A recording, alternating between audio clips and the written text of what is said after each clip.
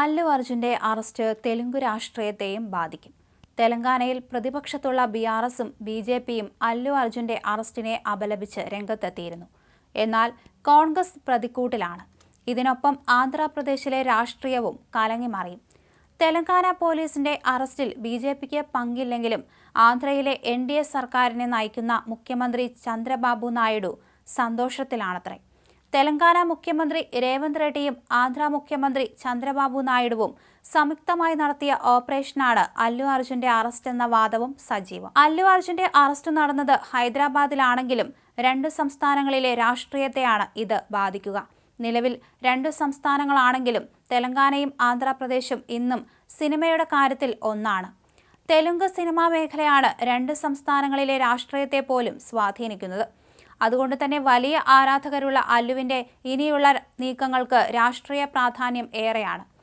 അല്ലു കൊനിഡേല കുടുംബങ്ങൾക്കിടയിലെ പ്രശ്നങ്ങളും ഇനി കുടുംബങ്ങൾക്ക് തെലുങ്ക് രാഷ്ട്രീയത്തിലേക്കുള്ള സ്വാധീനവും ഏവരും അംഗീകരിക്കുന്നതാണ്.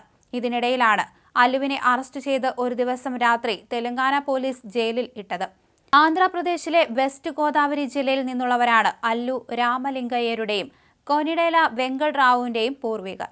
എഴുത്തുകാരനായ കൊനിഡേല വെങ്കട് റാവുവിന്റെ മക്കളാണ് നടന്മാരായ ചിരഞ്ജീവിയും നാഗേന്ദ്രബാബുവും പവൻ കല്യാണും. നടനും എഴുത്തുകാരനുമായ അല്ലു രാമലിംഗയ്യയുടെ മകളായ സുരേഖയാണ് ചിരഞ്ജീവി വിവാഹം ചെയ്തത്. അന്നു മുതൽ രണ്ടു കുടുംബങ്ങളും ബന്ധുക്കളായി. സുരേഖയുടെ സഹോദരൻ അല്ലു അരവിന്ദിന്റെ മക്കളാണ് അല്ലു അർജുനും അല്ലു സിരീഷും. എന്നാൽ അടുത്ത ബന്ധുക്കളാണെങ്കിലും അല്ലു അർജുനുമായി ഏറെ നാളായി അകൽച്ചയിലാണ് ആന്ധ്ര ഉപമുഖ്യമന്ത്രിയും ജനസേന പാർട്ടി അധ്യക്ഷനുമായ പവൻ കല്യാൺ. പവൻ കല്യാൺ ആരാധകർ പുഷ്പ 2 ചലച്ചിത്രത്തോട് സഹകരിച്ചിരുന്നില്ല. 2024 പൊതു തെരഞ്ഞെടുപ്പിൽ അല്ലു അർജുൻ YSR കോൺഗ്രസ് സ്ഥാനാർത്ഥി ശില്പ രവിയെ പിന്തുണച്ചതായിരുന്നു ഇതിനു കാരണം. ആന്ധ്രയിലെ NDA വിജയത്തിൽ പ്രധാനിയായി മാറിയത് പവൻ കല്യാണായിരുന്നു. അവിടെ ചന്ദ്രബാബു നായിഡുവാണ് മുഖ്യമന്ത്രി. ആന്ധ്രാപ്രദേശിൽ അല്ലു കുടുംബത്തിന്റെ പിന്തുണ YSR കോൺഗ്രസിനായിരുന്നു.